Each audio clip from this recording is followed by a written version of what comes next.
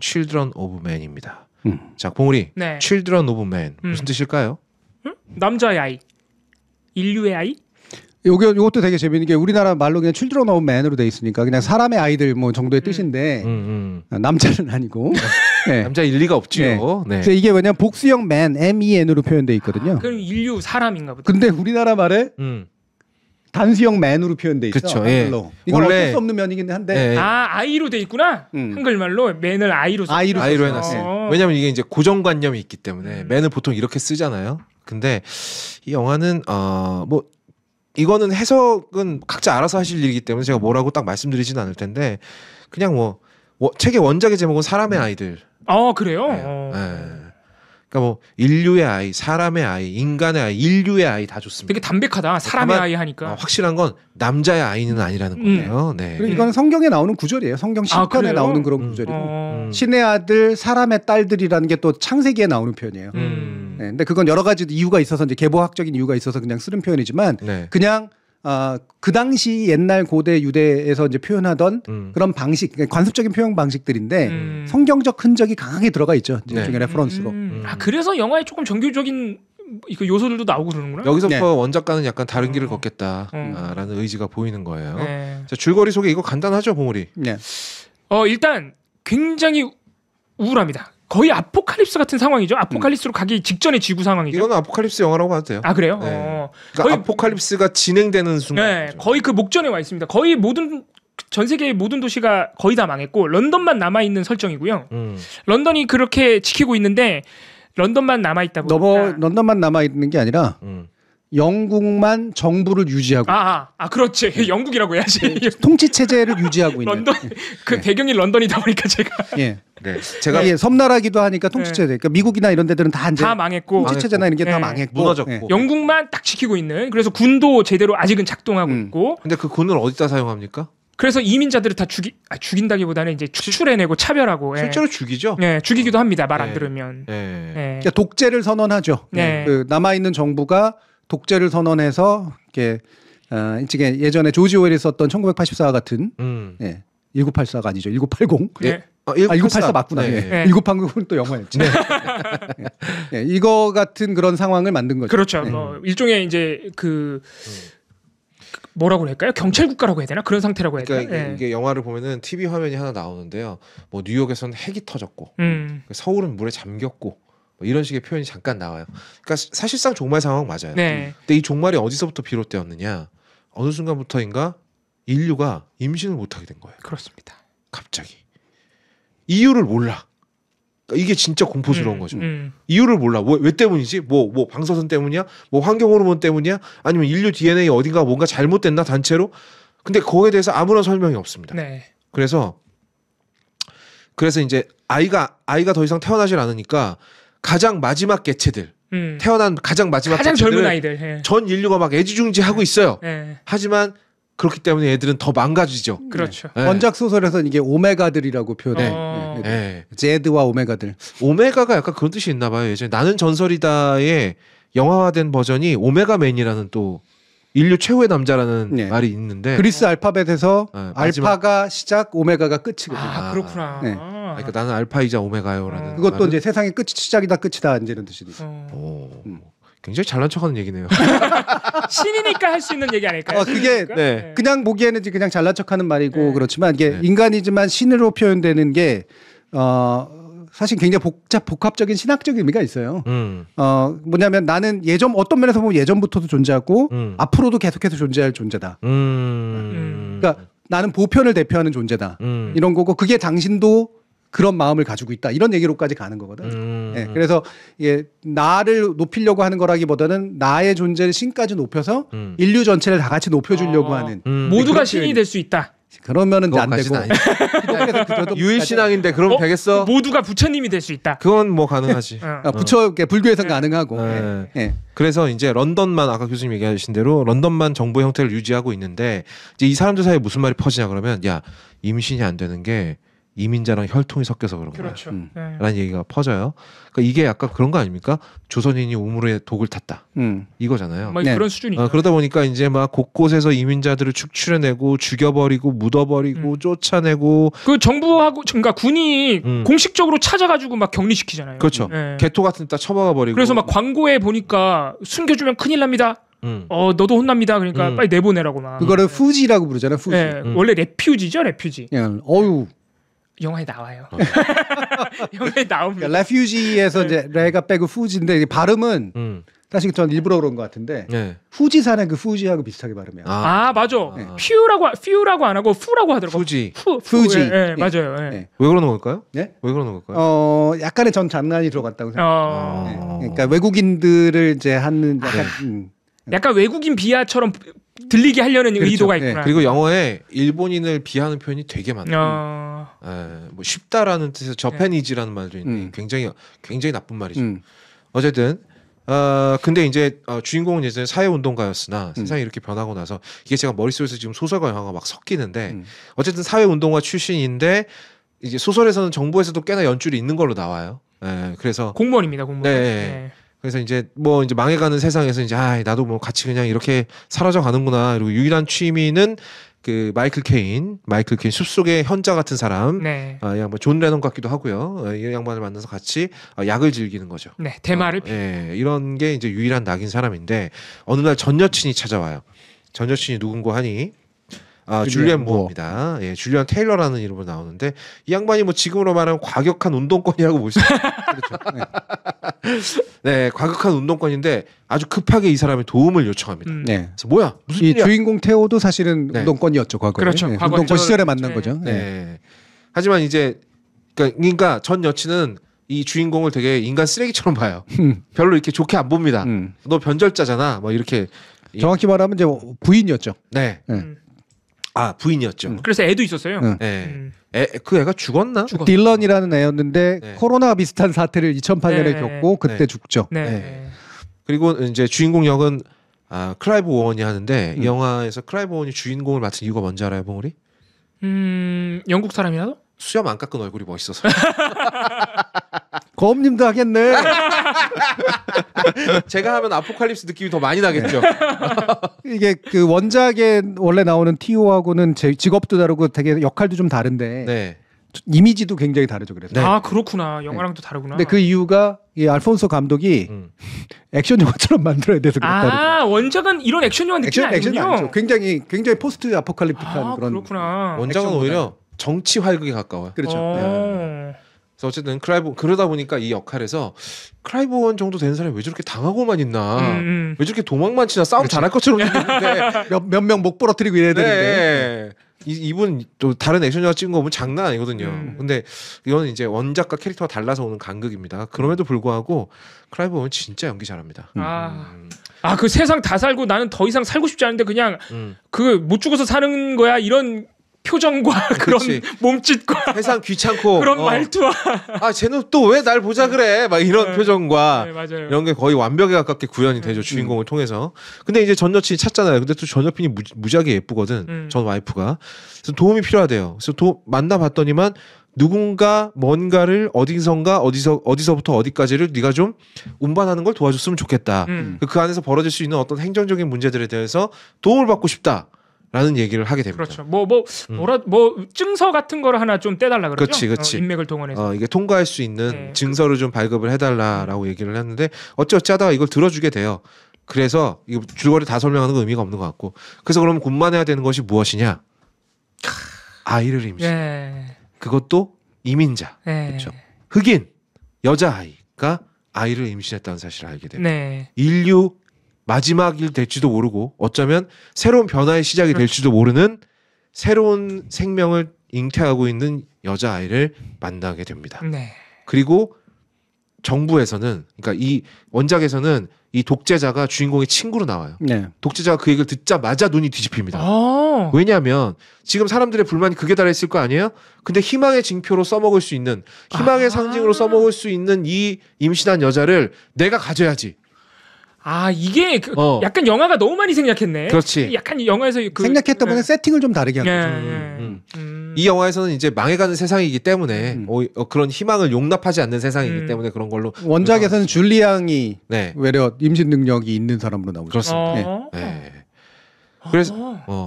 그래서 근데 여기서 알폰소 쿠아론 감독이 정말 노골적인 그 종교적인 메타포들을 진짜 많이 넣어놔요. 마국간이라든지. 그렇죠. 애가 태어나는 장소도 되게 허름한 마국간 같은 그런 분위기. 집시 여인. 뭐겠어요? 지저스 크라이스트. 성경이구나. 실제로 그 애를 뵌 모습을 딱 보여주자마자 그러지 말라고 그러다가 딱 하니까 지저스 크라이스트. 그러는 거가 너무 노골적인 대사였어 그거는. 그러니까 이게 놀랍다란 뜻과 그런 메타포가 있는 거예요. 혹시나 못 알아들을까봐 대사로 친절하게 알려주잖아. 지저스 크라이스트라고. 그리고 그 번역도 그렇게 해요. 번역이란다. 그 많은 사람들 해석이 그 흑인 여성이 이렇게 배를 이렇게 쥐고 있는 이 모습이 보티첼리의 비너스의 탄생이라고 굉장히 유명한 그림이 있거든요. 여기에 레퍼런스가 있어요. 되게 비슷한 그림의 모습을 보여줘요. 너무 많아 그런 게. 그렇죠. 그걸 오마주하면서 패러디한 거죠. 그렇죠. 그래가지고 근데 왜 호러에는 항상 종교가 나오나요? 왜냐면 이 영화는 호러가 아니에요. 호러가 아닙니다. 이 영화 호러 아닙니다. 근데 종교가 많이 나오는 이유는 저 확실하게 알고 있어요. 성경만큼 재밌는 게 별로 없기 때문에. 그렇기도 하고 이거는 모든 뭐 이야기의 원형이기 때문에 성경이나 신화나 이런 것들이 다 원형이라서 그런 거고요. 호러에 종교가 많이 나오는 이유는 확실하죠. 이게 비과학적이니까. 비과학적인 이야기를 하려면 가장 대표적으로 제가 종교가 무조건 비과학적이라고 얘기하는 건 아니지만 대체로 자연과학적 체계와 종교적 사고라고 하는 거로 약간 신비주의와 합리주의를 대표하는 흐름이잖아요. 그러니까 합리주의가 아닌 신비주의에 기댈 수밖에 없지. 그 종교적 상징이 가장 노골적으로 들어있는 영화 터미네이터 1편. 거기도 성모 마리아와 아기 예수와 그를 지키는 전사에 관한 얘기. 어쨌든 넘어갑니다. 그래서 뭐 이렇게 저렇게 하다가 근데 이 영화는요 줄거리 듣지 말고 영화를 보셔야 되기 때문에 줄거리 소개 그만할게요. 테오가 그래서 결국 이 여성을 끝까지 지키고 나갈 수 있을 것인지 인류는 인류 최후의 희망을 자기 손으로 망쳐버리지 않을 수 있을 것인지 뭐 이런 것들이 그리고 마지막에 과연 이게 종교적 메타포를 많이 따온 영화라면 그런 종교적인 끝을 맞이하게 될 것인지를 이야기하는 영화고요. 소설은 여러분들이 안 읽을 걸 알기 때문에 제가 스포를 해버리겠습니다. 스포 있습니다. 소설이 진짜 마지막 점이 기가 막힌데요. 영화랑 또 다르구나 이거. 달라. 끝만 다른 게 아니에요. 그러니까 이야기 줄거리도 완전히 달라. 그냥 딱 모티브만 비슷해. 그래요? 네. 이 마지막에 마치 신의 계시와도 같은 총알 몇 발이 남아있는 권총을 주인공이 갖게 돼요. 그리고 그 마지막 한 발로 누구를 쏴 죽이느냐. 자기 친구였던 독재자를 쏴 죽여버려. 선택권을 줬구나. 마치 신이 선택권을 준 것처럼 그렇지. 주인공한테. 근데 그 독재자가 반지였나요? 그 상징물이? 반지. 네. 왕관 같은 반지. 네. 그 독재자가 죽어서 널브러져 있는데 주인공이 그 반지에 시선이 싹 가요. 저거를 내가 받아서 끼면 지금 내가 뒤 이어서 지도자가 될 만한 명분인 사람 나뿐이거든. 그렇지. 지금 이 인류 최후의 아이도 내가 데리고 있고. 그렇지. 그래서 저 주인공이 반지를 싹 바라보면서 온갖 생각을 잠깐 합니다. 그랬다가 태오는 반지를 손에 쥐었다. 하고 끝나요? 끝나요. 와 이거 영화 다를 뿐만 아니라 영화보다 훨씬 더 그러니까 흥미진진하게 끝내버리네. 그러니까 영화 속의 태오는요. 아기 지저스를 위해서 희생하는 사람으로 나옵니다. 네, 하지만 소설 속의 태오는 다릅니다. 이 권력자가 돼버리네. 네. 권력자가 될지 뭐 아니면 그죠 모르는 거죠. 그러니까 나쁜 독재자가 될지 이제 선한 권력자가 될지. 네. 그거에 대해서 작가가 결론은 안 내고 끝내버린 거예요. 훨씬 열린 결말이다. 그치. 영화보다는. 하지만 손에 쥐었다라는 말에서 이제 여러 가지 뭐 이제 풍겨 나오는 뉘앙스는 있을 수 있겠으나 그 뒤는 모르는 거죠. 그래서 저는 영화가 재밌으셨던 분은 꼭 소설도 함께 읽어보시라. 다만 소설이 좀 말이 길어요. 작가가 좀 길게 쓰는 편이에요. 되게 이렇게 말을 많이 하고. 쓸데없는 말도 좀 있고. 최평님 스타일? 네, 애써 좋게 얘기해놓고.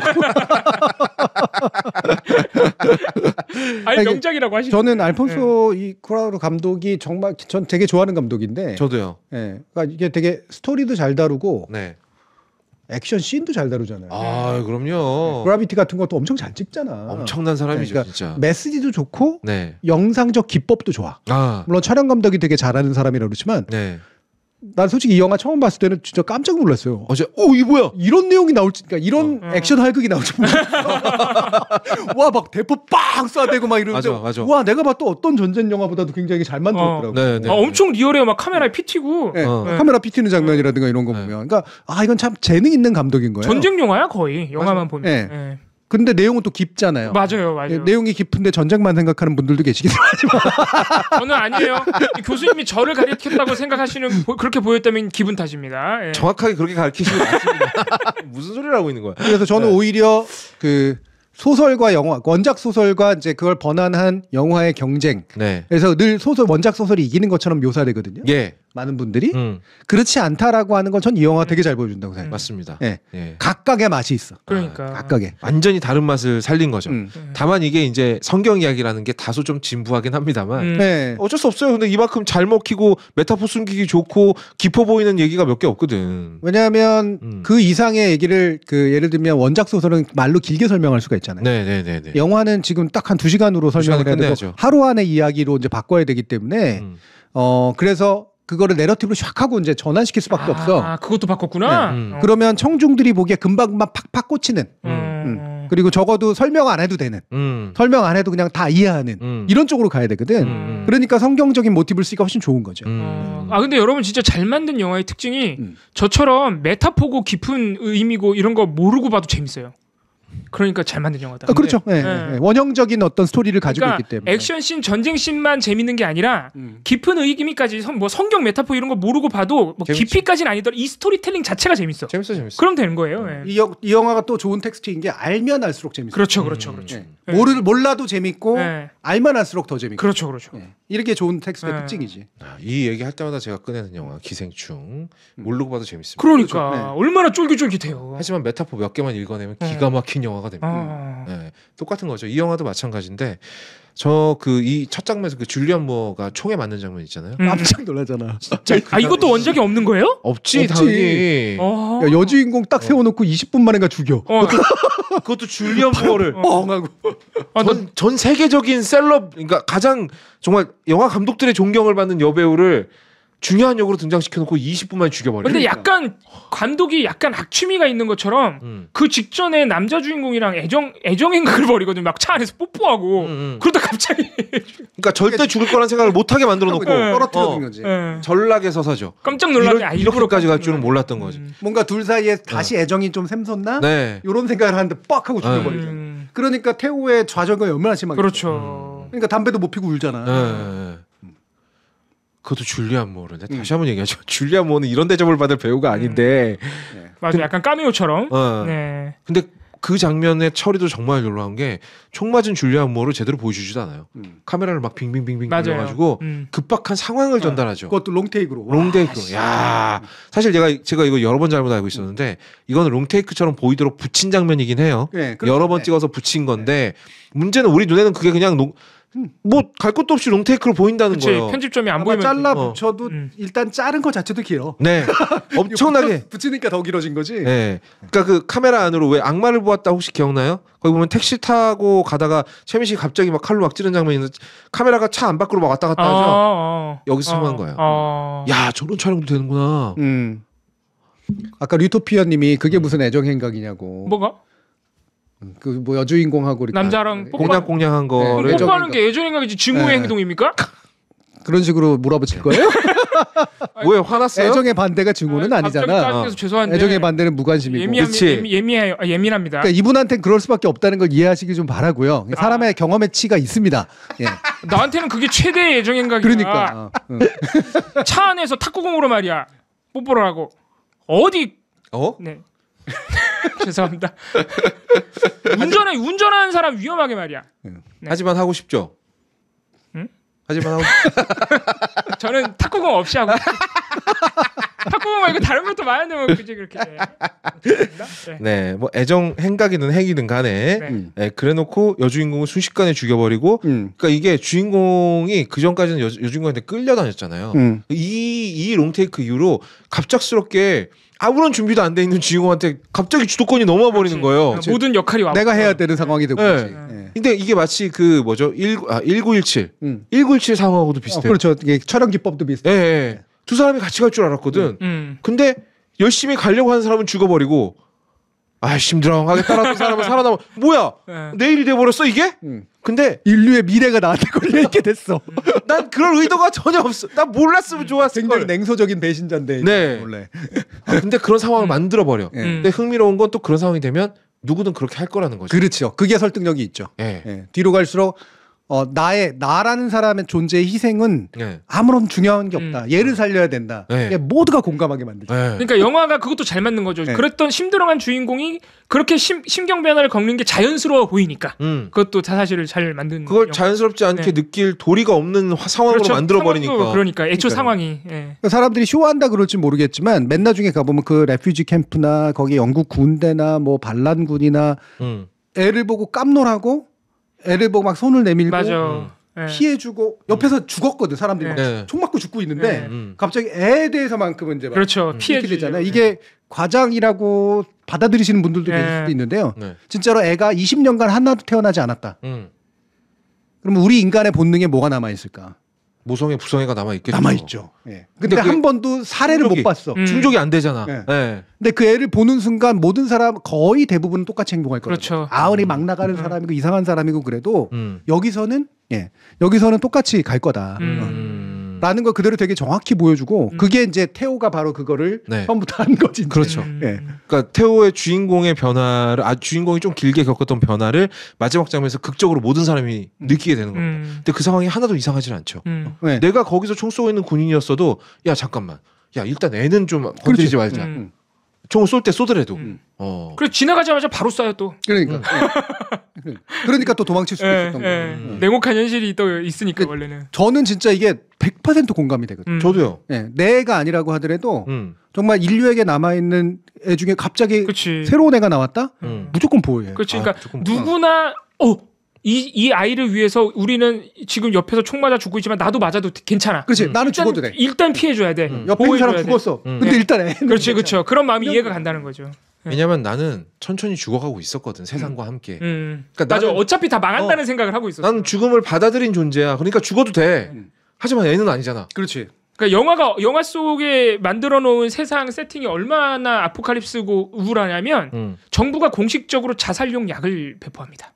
아 맞다. 그 장면도 되게 인상. 파이어터스. 예. 네. 이렇게 살 바에는 다들 힘들어하니까 이거 드시고 조용한 죽음이란 약이거든요. 영화 속에서는. 그런 약이 있을 정도로 우울한. 거기서는 조용한 죽음이라고 번역됐어요? 네, 제가 제가 봤던 거에서는 평화로운 또 죽음이라고 돼 있어가지고 그건 번역이 잘못됐다 싶었는데 네. 제가 본 건 조용한 죽음. 조용한 네. 죽음이 더 맞는 번역이죠. 영화가 뭐였길래 그러지? 네, 이게 그 최근에 다시 본 거는 웨이브로 다시 봤거든요. 아. 예전에는 그냥 영국에서 봤었고 저는 왓챠로 봤는데.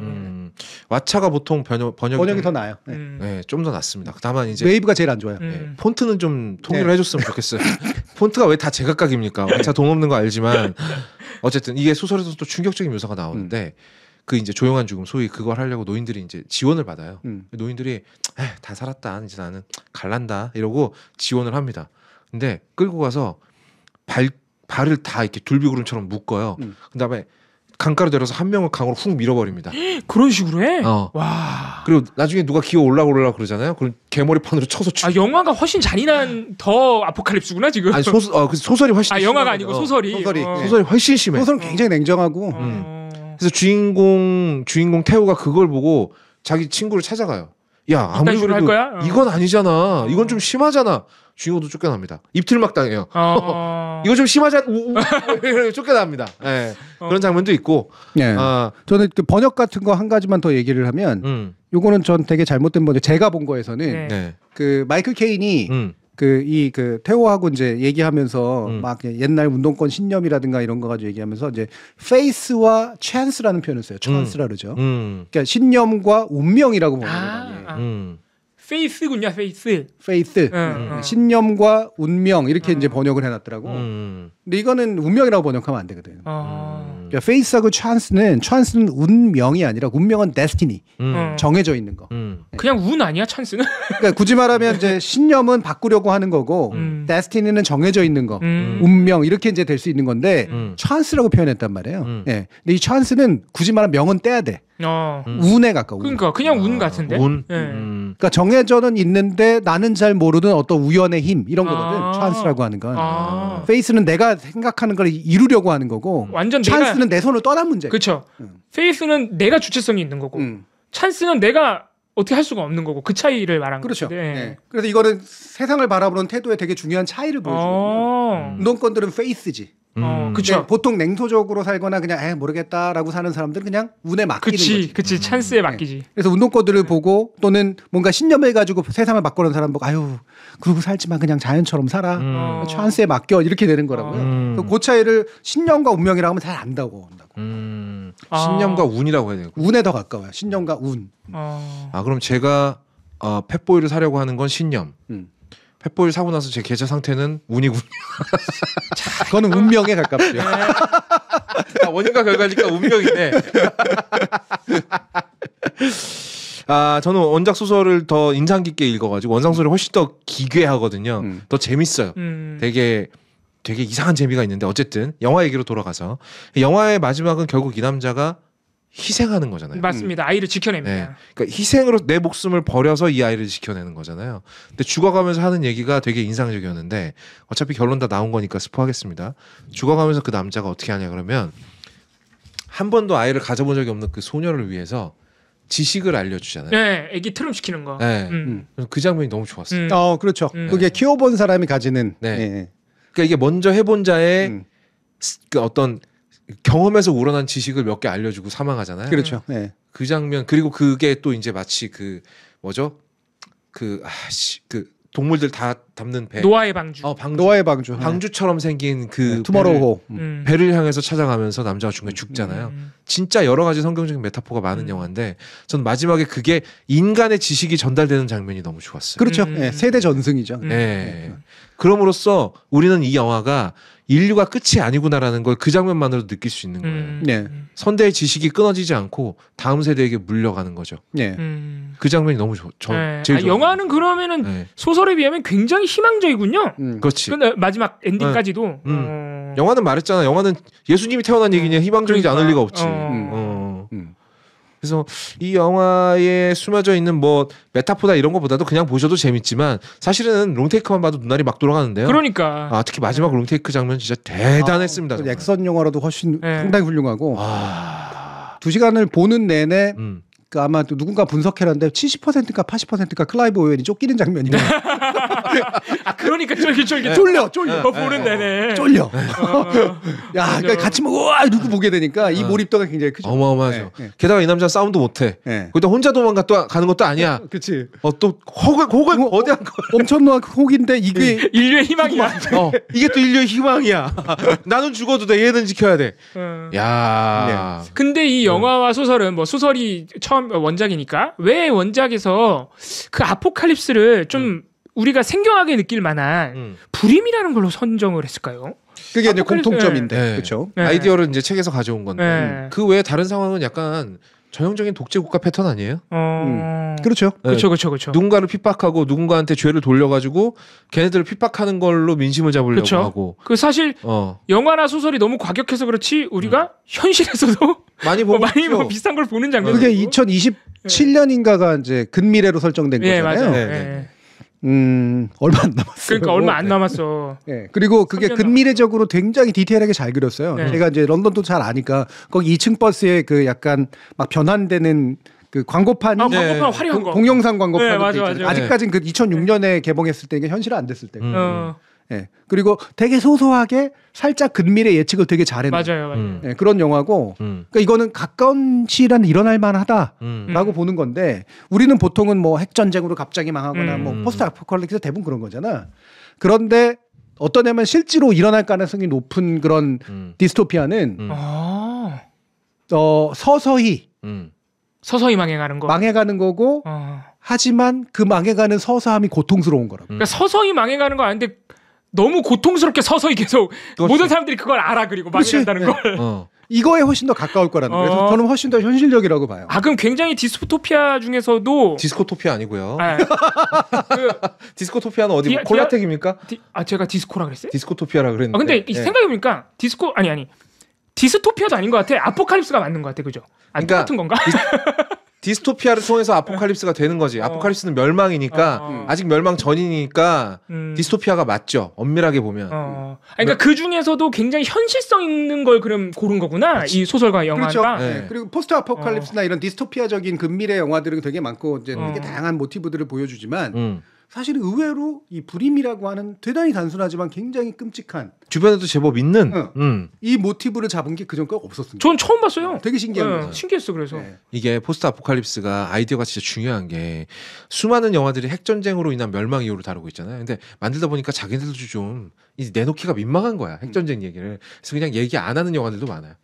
그냥 여기 지나가듯이 현자가 나와가지고 인류는 필요한 것보다 너무 많은 걸 갖고 있었어. 뭐 하늘에서 빛이 번쩍하더니 모두가 눈이 멀었지. 뭐 이런 그렇죠. 식으로 대부분 되게 쉬운 어떤 은유적으로 표현을 해요. 왜냐하면 너무 뻔하거든. 핵전쟁. 근데 이 영화는 아주 확실한 아이덴티티가 있죠. 맞아요. 네. 그 불임으로 멸망으로 가는 스토리 외계인 친구들이 종종 나온다. 뭐 맞긴 한데요. 네. 그거는 외부적인 요인에 의해 가지고 어떤 주어지는 환경이잖아요. 그럼요. 근데 이거는 스스로가 살아낸 결과를 이런 거야. 인류가 자초한 거야. 인류가 자초한 운명이고 인류가 자초한 운명 중에 되게 다양한 끔찍함이 있는데 자손을 재생산할 수 없다라는 것. 세대가 딱 이제 한 두세 대, 세 세대만 지나면 이제 완전히 싹 사라진다라고 하는 거. 이거를 죽어가면서 보는 거야. 그렇죠. 진짜 상상할 수 없는 고통이다. 네. 이게 굉장히 고통스러울 수밖에 없는 거죠. 네. 이게 소설에서 보면은 이제 그 고통이 너무 심하기 때문에 이 정부 차원에서 약간 그 먹으면 잠드는 약이라든지 콰이어터스 이런 식의 약을 막 살포하고 그리고 뭐라도 해라. 아니면 하기 싫으면 그냥 집에 있든가. 그러니까 정부도 뭔가를 할 생각이 없는 거예요. 그냥 있는 사람들 죽음을 어떻게 맞이하게 할 것인가. 이거 이민자 잡아가는 것밖에 안 해. 그러니까 이민자들은 이제 영국만 그나마라도 사람이 살 수 있는 데라고 생각하고 몰려온 건데. 그러니까 사람이 몰리니까. 여기서는 이제 우리 아파트 공학 콘크리트 유토피아? 유토피아. 콘크리트 유토피아적인 문제의식이 있는 거지. 맞아요. 한정된 자원이기 때문에 쫓아낼 수밖에 없는 거예요. 똑같은 문제의식인 거고. 그리고 그 남아있는 사람들은 그런데 일부만 잘 살 수밖에 없어.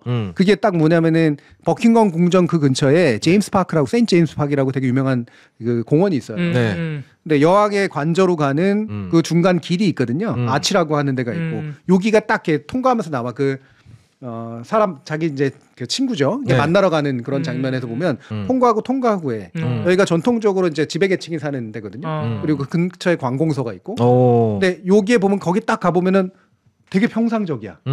거기서는 막 이렇게 뛰기도 하고 막 잔디밭에서 사람들이 놀기도 하고 막 브라스 밴드 같은 게 있어가지고 막 놀기도 하잖아요. 한정된 공간만 옛날 라이프 스타일로 사는 거예요. 아까 말씀하신 그 극소수의 가면 갈수록 극소수인 그 엘리트들, 그렇죠. 잘 사는 사람들의 그 사람들만 원래 살던 인간적인 브리티시 라이프를 사는 사람들인 거지.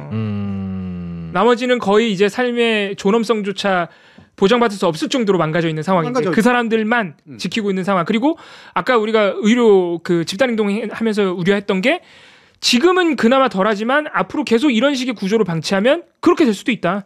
대부분의 사람들은 삶의 질이 추락해버리고 극소수만 지금의 삶을 유지하는 그렇게 될 수 있다는 거죠. 한국의 모습하고도 비슷한 것 같기도 하고. 그러니까 이게 제가 얘기했죠. 이거는 과학적인 예측이에요. 그렇죠. 찬스도 아니고 페이스도 아니라 이건 데스티니야. 데스티니. 요 한 변수만 딱 사라지잖아요. 이 붕괴의 시나리오는 너무나 명백한 함수입니다. 이건 답이에요. 답. 누구도 이 환경을 못 바꿔. 그러니까 대세가 정해져 버리는 거죠. 정해져 버린 거죠. 그러니까 그 전략을 짜다 보면 그런 게 있거든요. 대세를 만들어 버리면 그 다음부터 세세한 전략이 필요 없다. 어차피 그 방향으로 가게 되니까.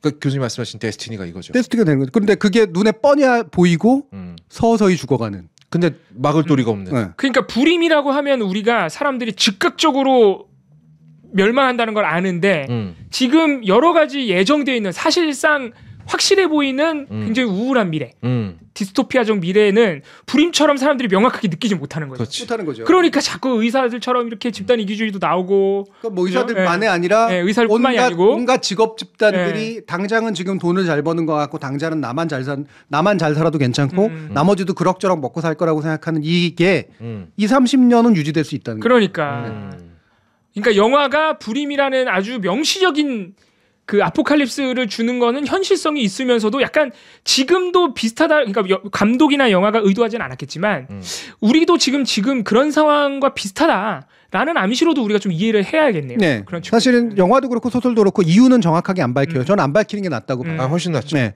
뭐 그게 환경적인 이유건 뭐 도덕적인 이유건 중간에 뭐 시위하는 사람들 나오잖아 기독교도들. 네. 여러 가지 이유로 인해서 어디선가 이 인류의 운명이 끝난 거야. 근데 그게 기운이 있었거든 영화 안에서는. 네. 영화 안에서 무슨 기운이냐면 이게 영화하고 소설이 불임을 다루는 방식과 다른데 소설은 남자들의 정자가 사라져요. 아 그래요? 네. 그러니까 수태를 시킬 수 있는 능력이 사라지는 거야 남성들에게. 근데 영화는 정확하게 표현하진 않지만, 예. 예. 그게 남성의 문제인지 여성의 문제인지는 모르지만 여성의 임신 능력이든 남성의 임신 시킬 수 있는 능력이든 간에 그 뭔가 같은 사라져. 예. 예. 그래서 그 중요한 역할을 하는 그 영화 안에서 그 인류의 마지막 희망인 여자아이를 같이 데려가는 여자분 있잖아요. 이름이 기억이 안 나네. 그분이 그래서 그런 거 약간 증언을 하잖아요. 그분이 그렇죠. 하필이면 또 산부인과에서 일했던 사람. 근데 중간에 증거, 그러니까 현상들이 있었던. 네, 그래서 그 현상이 전조가 있었으면 그분이 설명을 해주죠. 미리엄이라는 분이에요. 미리엄. 네. 그분이 이제 원래 산파였던 이제 역할을 했던 분이니까. 유산이 나오기 시작된 거야 처음에. 맞아요. 불임이 나오기 아니라 유산이 시작되고 그리고 이제 불임으로 간 거야. 없어지더라 결국에는. 그러니까 이분은 이 상황을 미리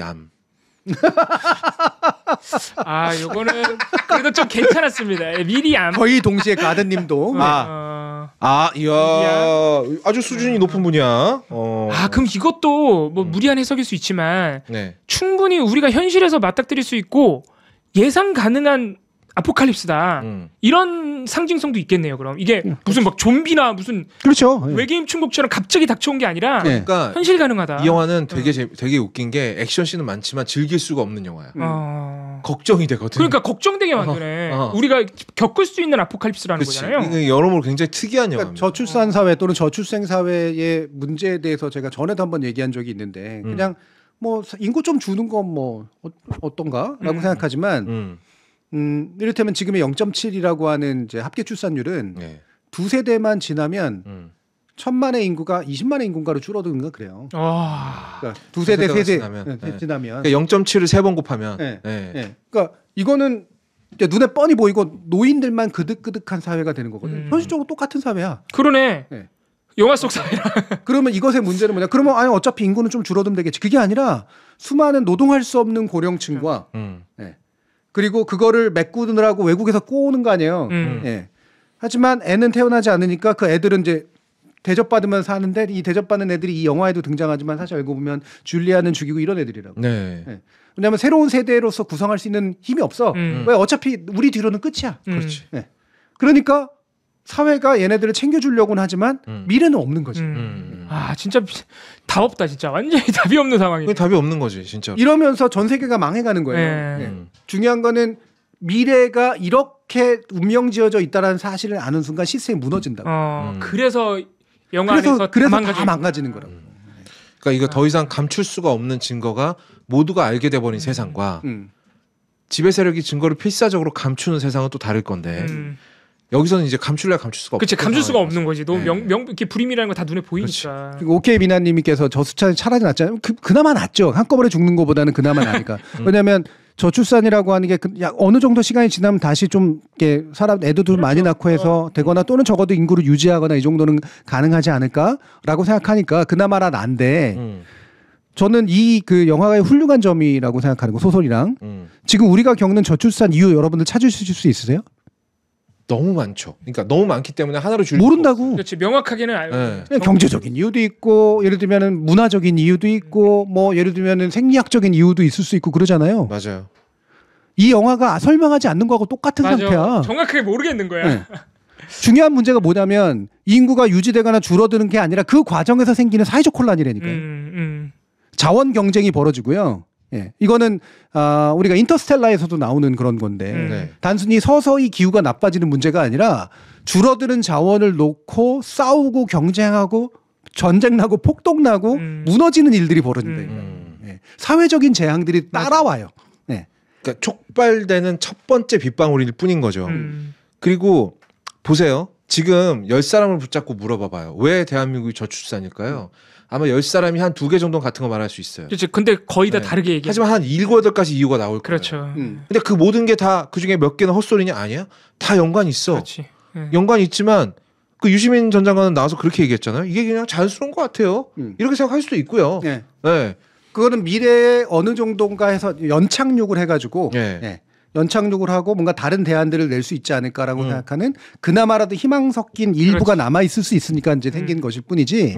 제가 아까 데스티니라고 표현한 이유가 뭐냐면 훨씬 더 가능성이 높은 시나리오는 사회적 재앙입니다. 네. 우리만 문제가 아니거든요, 사실은. 우리가 극단적으로 문제를 보여주는 거고요. 다른 나라들도 되게 비슷해요. 지금 심지어는 인구가 그렇게 많은 나라들 있잖아요. 중국도 급격한 저출산 국면으로 들어섰고요. 네. 인도는 지역에 따라서 되게 다르게 나타나고요. 네. 인구가 늘고 있는 지역들이 일부 아직도 존재하지만 이거 금방 아마 20, 30년에 저는 바뀔 거라고 봅니다. 이건 너무나 당연하거든. 여러 가지 이유로. 네. 우리의 인류가 사는 체제 자체가 바뀌지 않으면 사회적 재앙으로 연결될 가능성이 훨씬 높아요. 그렇죠. 아우. 아 근데 그런 점에서 2006년에 이미 이런 불임이라는 메타포로 인류가 곧 겪게 될 그런 재앙에 가까운 이 저출산의 문제를 예견해서 이거를 불임으로 상징을 했을까요? 아니면은 이 소설가 분께서 PD 제임스라는 분인데 이분이 아마 제 기억에 간호사 출신이에요. 간호사 출신이고 아마 이분이 세계 2차 대전인가에 간호사로 아마 참전을 하셨을 거예요. 네. 그래서 그 어떤 인간성에 대한 근본적인 회의가 좀 드셨던 것 같아요. 그럼 막 이게 아주 심각한 저출산의 문제가 인류 전체를 뒤덮을 것이다라는 예견을 했다기보다는 그 어떤 본인의 경험에 우러났을 가능성이 좀 일단 인간에 대한 깊은 불신이 생기신 것 같아요. 이분은 그 전쟁을 거치면서. 그래서 인간이란 것들이 결국엔 멸망을 할 건데 이렇게도 저렇게도 생각을 해보죠. 근데 이제 본인이 간호사다 보니까 그럼 아이가 태어나지 않는 건 어때? 라고 한번 상상을 해보신 게 아닐까. 어떤 엄청난 예지력이라기보다는. 그렇죠. 네. 되게 단순한 한 가지 설정을 해놨더니 연속적으로 사회적인 시스템들이 붕괴되는 게 보이는 거야. 그렇지. 예측 가능하거든 사실은. 그러면 그 이유는 여러 가지로 설명하지 않은 채 숨겨두고 만약에 이런 조건이 벌어진다면 어떤 일들이 만들어질까.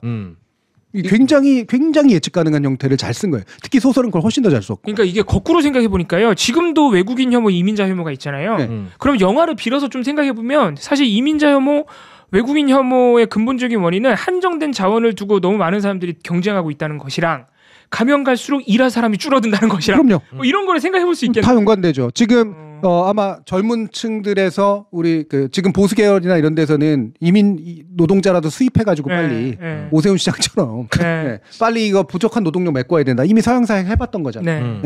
그리고 그게 어떤 결론으로 이어지는지 알아요. 그렇죠. 그걸로 잠깐 메꿀 수는 있지만 지금 우리가 영화 속에서 본 것 같은 개토화 이게 일어나. 그렇죠. 그리고 저임금 노동시키고 난 다음에 내쫓는 일들이 벌어진다. 실제로 이게 소설에선 그렇게 나오거든요. 그러면 거기에 있는 여기서는 오메가들이라고 표현되는 또는 제들이라고 표현되는 이 마지막 세대들이 그걸 좋아할까? 젊은 세대들이 그걸 좋아할까? 아닐 거란 말이에요. 싫어하고 되게 미워하고 이런다. 우리 사회에서 이미 나타나고 있잖아요. 지금 이런 나타나고 있죠. 오히려 윗사람들, 윗세대 사람들은 낯설어서 싫었던 것일 뿐이지. 아마 지금의 젊은 청년들은 이민 이주 노동자에 대해서 훨씬 더 큰 적대감을 가지게 될 가능성이 높아요. 여기서 얘기되고 있는 거 별로 다르지가 않아. 그렇죠. 그리고 원래 약간 그런 식의 그러니까 누구를 미워하는 방식이 편해서인지는 모르지만 이게 인류사 통틀어서 진짜 많이 나타났던 방법 아닙니까? 통제하는 데 있어서 어떤 민족 혹은 어떤 특정 사람들을 악의 원흉으로 몰아가지고 처벌하거나 격리하거나 이런 식으로 많이 했었잖아요. 그러니까 이것도 지극히 자연스러워요. 그리고 이런 괴뢰 정보 같은 것이 나타났다는 것도 역시 이건 이제 2차 대전에 보고 이분이 본 거겠죠. 소설가가. 그러면 교수님 만약에 우리가 미리암처럼 이런 과정을 미리 알았다고 치자고요. 이제 우리는 어떻게 헤쳐나가야 되는가. 물론 이제 교수님이 하고 오래 방송을 하다 보니까 교수님께서 이런 이야기들을 공론화시키고 사회적인 문제로 만들어야 되고 그 정부가 이 문제를 정확하게 받아들이고 대책을 강구할 수 있도록 해야 되고 국민들이 이 대책이 꾸준히 지켜나가는지를 감시해야 된다라고 말씀하실 건 대충 알겠어요. 하지만 개인이 할 수 있는 일도 있을 거 아닙니까? 어떤 게 있을까요? 이건 참 어려운 질문인데 모처럼. 네.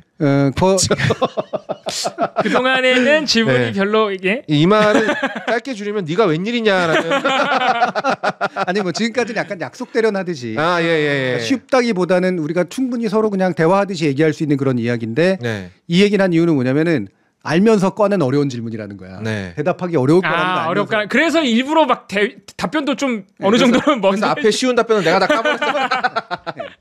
이거는 참 답하기 어려운 문제예요. 그러니까 개인이 어떻게 해야 될까. 네. 근데 이거는 제가 일단은 약간 우회해서 좀 얘기를 해보면 이 영화 안에 보시면 이 영화가 참 많은 알레고리들이 훌륭한 게 그 세인트 제임스 파크의 장면들이 나올 때 어떤 장면들이 나오냐면 그 애완동물들 또는 반려동물들 키우는 사람들에게 나오고 원래 소설이나 이런 데서는 예를 들면 애 대신에 동물들을 키우는 사람들의 이야기가 많이 나와요. 맞아요. 핵심적으로 펫 산업이 엄청나게 발전해요. 그래서 영화에서도 자꾸 강아지가 나오는구나. 네, 강아지 나오죠. 그거를 키우는 거를 막 보여주진 않는데. 그러니까 그 얘기는 뭐냐면 너무나 자연스러운 결론이라는 거야. 그렇지, 애가 없으면. 그러니까 애를 못 낳으니까 동물이라도 반려동물로 키우고 싶어하는 그런 마음. 이게 뭐냐면 우리 마음 안에 있는 제가 얘기하잖아요. 그러니까 애를 낳기 힘들고 그런 거고 물론 낳기 무서울 수도 있고 싫을 수도 있죠. 그건 당연한 겁니다. 다 인정돼야 될 거예요. 근데 전반적으로 다수가 유지하는 마음은 맨 나중에 애기 보고 손 벌리는 마음이거든요. 네, 맞아요. 그러니까 어린 것, 약한 것. 그게 동물일지언정. 또는 인간이면 더더욱. 그러니까 어리고 약한 것들이 이후에 우리 세상을 끌고 나갈 어떤 존재들에 대해서 가지고 있는 기본적인 존중이 있고 애정이 있는 거예요. 네. 이게 우리 안에 각인이 돼 있는 그렇죠. 우리 본능이죠, 본능. 네. 그리고 그게 이른바 사회적 재생산을 가능하게 하는 강한 힘이거든요. 그러니까 이걸 어떤 식으로는 대안을 찾는 방식으로 가는 거잖아요. 지금 반려동물을 키우는 방식도 마찬가지죠. 맞아요. 예. 내가 현실적으로 인간 아이를 키우긴 굉장히 어려운데 적어도 누군가를 보살피고 싶고 예. 그 귀여움을 안고 살고 싶고 누군가한테 책임을 지는 사람이고 싶고 맞아. 우리가 책임 안 지려고 막 애 안 낳는다 그러잖아요. 저는 그거는 어른 세대들이 잘못 얘기하는 거예요. 그렇죠. 맞아요. 예. 아니 그 애완동물 하나 감당하는 것도 얼마나 큰 책임감이 필요한데. 그럼요. 반려동물 키워보면 알죠. 이게 인간 이상으로 굉장히 책임을 져야 된다는 거. 옛날처럼 죽으면 그냥 놔두는 문제가 아니라는 거. 네. 그래서 이게 결국은 우리 안에 누군가를 돌보고 약한 존재를 만들어내고 그들이 강한 존재로 커갈 수 있도록 뭔가 조장하고 돕는 이 심성이라는 게 있다는 얘기거든요. 근데 이 심성을 뭔가가 하여튼 가로막은 거야. 그러니까 현실로 못하게 한 거지. 그러니까 쉽게 말해서 아이를 못 낳도록. 그렇죠. 낳기 싫도록. 여기서는 영화에서는 이제 그게 그냥 이유를 안 나와 있지만 현재 사회로 이제 그걸 비춰보면 그렇죠. 우리를 하여금 못 낳게 만드는 또는 함부로 낳지 못하게 만드는 또는 결혼도 힘들게 만드는 여러 가지 이유들이 있다는 거고 이거는 영화 속이나 소설 속에서는 미스테리어스한 그런 자연적 이유겠지만 현실에서는 사회적 이유거든요. 그렇죠. 명백히 사회적 이유입니다.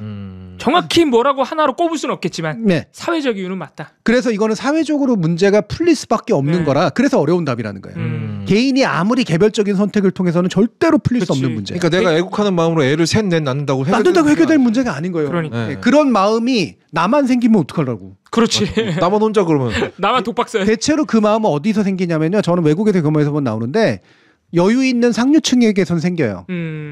애들한테 나눠줄 자원이 있거든. 그리고 잘 모르는 하층 계급에서 생깁니다, 보통. 왜냐면 여기는 잘 모르거든. 잘 모르지. 이게 어떤 건지 잘 모르고 그냥 덜컥 갖게 되거나 이런 본 경우가 것도 많아요. 없고 들은 것도 없고 느껴본 것도 없을 테니까. 대부분 굉장히 넓은 층들은 애를 갖는 게 두려워지고 많이 낳기가 두려워지는 상태가 너무나 자연스러워요. 그러니까 결국 이건 사회학적으로 해결돼야 될 문제이기 때문에 일부가 좀 더 많이 낳아줘서 애국해줘서 문제가 해결될 부분은 당연히 아니라는 겁니다. 그래서 어렵다고 답하는 거고요. 네, 두 번째, 그럼에도 불구하고 그럼 개인들은 어떻게 해야 되느냐. 그래서 내 안에 있는 마음을 발견하라는 거예요. 제가 내 안에 나는 단지 결혼하기 싫고 애를 낳기 싫고 이런 식의 문제를 남들이 얘기하는 이기적인 어떤 것으로 때문이 아니라 어딘가가 막혀 있어서 생긴 거다. 그러니까 이거를 실현할 수 있는, 그러니까 내 안에 자연스럽게 존재하는 이 욕망, 그리고 책임감, 이런 것들을 다양한 방법으로 구현할 수가 있는데 그 구현의 길이 어딘가 막혀 있는 거예요. 저는 동물을 키우는 것도 이걸 적대적으로 볼 이유는 없다고 봅니다. 그 마음을 보존하는 길이라고 생각해요. 오히려 싸우고 막 동물 죽이고 또는 사람 죽이고 이러는 것들보다 적대적이 되는 것보다 내 안에 있는 이 측은지심 있잖아. 이 측은지심을 보존하는 방법이라고 생각합니다. 네. 이거라도 갖고 있어야 다른 인류에게 다른 아이들에게 조금이라도 뭐랄까 친하게 대할 수 있지. 물론 잘못되면은 내 개는 중요하지만 저 인간 아이는 싫은 이렇게 될 수도 있는 거예요. 그러니까. 약간 제가 그 상태인 것 같아요. 요거를 반성해보라는 거예요. 그러니까 내가 나의 강아지나 어떤 내가 가지고 있는 조그만 한두 명의 아이들에게 보여주는 나의 어떤 마음이 전인류적인 마음하고 단절돼 있는 상태는 혹시 아닐까? 나는 애정과 책임과 이런 것들을 다양한 방식으로 할 수 있지만 내 방식을 선택했지만 이 선택이 진짜로 이기적인 선택으로만 끝나지 않을까? 연대할 수 있는 다른 방법이 없을까? 그러니까 이 마음을 자꾸 터줘야 된다는 거지. 이 마음에 개에게 갔던 마음이 애에게도 가고 남의 애에게도 가고 이런 식으로 이제 갈 수 있는 마음으로 바뀌지 않으면 안 된다는 거예요. 이거는 내 안에서 성찰해야 될 부분이에요. 그래서 영화나 책이 뭐 저는 그렇게 애호가는 아닙니다만 잘 알다시피 이게 되게 중요한 게 갑자기 너무 현실적인 얘기로 들어가는데 저는 그래서 생각보다 영화나 책을 읽으면서 우는 경우가 많거든요. 네. 근데 많은 사람들이 영화 보면서 울면은 창피하다고 생각해요. 근데 그 우는 게 내 안에 남아있는 연대나 그런 작은 약한 생명들을 보듬어주고 싶어하는 욕망을 확인하는 길이거든요. 그렇죠. 예를 들어서 사람마다 그런 걸 느끼는 지점이 달라요. 예를 들어서 저는 스크롤 오브 락을 보고 울었거든요.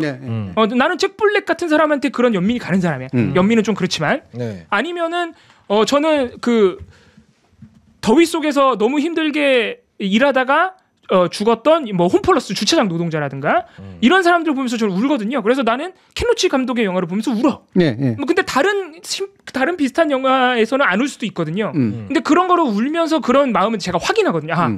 내가 참 다른 데서는 안 울었는데 내가 켄 로치 감독의 영화를 보면서 우리 이름이 뭐였지? 잭 다니엘이었나? 잭 다니엘. 잭 블랙. 아니 할아버지 그 할아버지? 저기 켄 로치 영화 할아버지. 다니엘. 잭 다니엘. 그냥 나 다니엘 블레이크. 잭 다니엘. 잭 다니엘. 야, 이게 뭐 잭 블랙이랑 섞여가지고 다니엘이 된 거네. 나는 다니엘 같은 사람한테 이런 역시 술을 좋아하는구나. 모든 게 술로 통하네. 이거 재밌는 게 아니고 멋있는 얘기였는데. 아무튼 영화 보고 그런 거를 확인하는 것도 방법이다. 울면 됩니다. 그러니까 저는 좋은 편이라고 생각해요. 그러니까 우는 일을 쪽팔려 하지 말고 창피하지 말고 이게 나의 남아있는 굉장히 인간적인 감정이고 저는 그렇게 확인하거든요 실제로. 이거를 터뜨려줘야 돼. 울음보를 터뜨려야 됩니다. 그러니까 내 안에서 내가 당장의 삶이 힘들더라도 누군가를 키우는 삶이 내 삶을 훨씬 더 윤택하게 만들어준다라는 거. 사회가 그걸 보여주지 않아도 내가 발견할 수 있거든요. 맞아요. 아니 세상은 너무 각박해. 막 욕망에 솔직해지라 그러고 막 위선이라 그러고. 근데 내가 혼자 영화 보면서 울면서 그거를 내가 확인하는 거죠. 아니야, 내가 위선인 게 아니라 내가 이런 마음을 갖고 있는 게 착한 사람인 거지. 혼자라도 위로를 한 거지. 그러니까 이게 내 엄마가 돌아가셔서 내 아버지가 돌아가셔서 또는 내 형이 돌아가셔서만 슬프고 나머지가 죽는 건 하나도 안 슬퍼. 이거는 왜곡된 그 연민이죠. 그렇죠.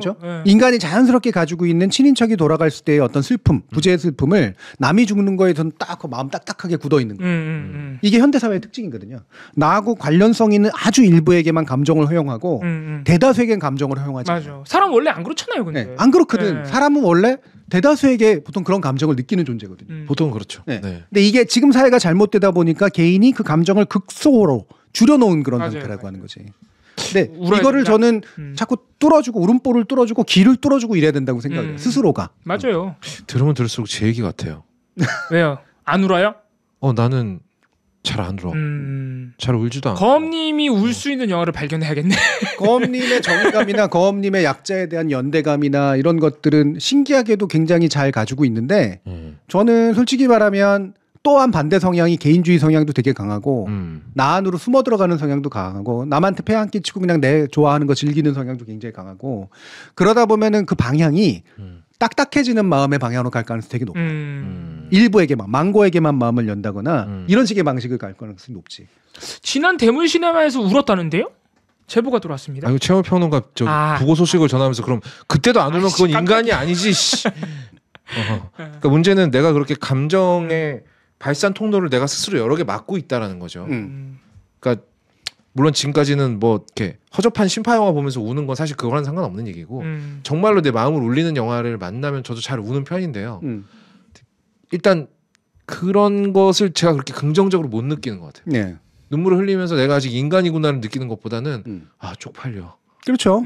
이거 어른스럽지 못해. 그러니까 막고 있는 거지 어느 정도는 스스로의 그 인간적인 솔직함을 막고 있는 거지.